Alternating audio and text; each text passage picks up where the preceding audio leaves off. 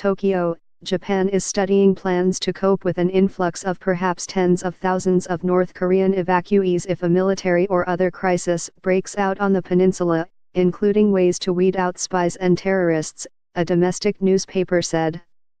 The Japan Coast Guard would escort boats fleeing North Korea to designated ports, where police would screen them by checking their identity and possible criminal records and expel those deemed a threat, the Yomiuri newspaper said on Thursday.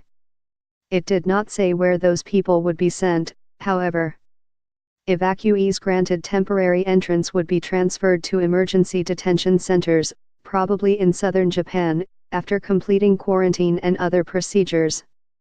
Officials would then decide whether they were eligible to remain in Japan, the Yomiuri said. Regional tension over Pyongyang's missile and nuclear arms programs remain high. A senior Chinese diplomat was to visit the North from Friday as a special envoy of Chinese President Xi Jinping, just a week after U.S.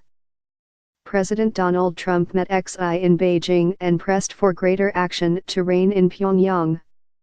Junji Ito, an official of the Justice Ministry's Immigration Bureau, said the Japanese government was looking at steps to deal with a possible influx of people from North Korea but declined to comment on details.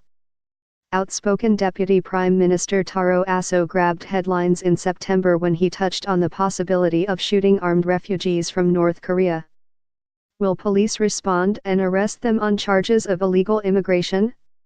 Media quoted him as saying in a speech. If the self-defense forces, military, are dispatched, will they shoot them down? On Thursday, the Japan Coast Guard said it had rescued 3 North Korean men on a capsized boat a day earlier and was searching for 12 missing crew. The men said they were fishermen, not defectors, and Japan was arranging to send them home, it added.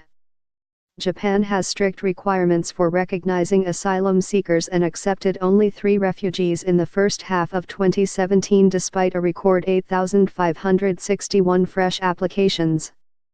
In January, Human Rights Watch described Japan's record on asylum seekers as abysmal.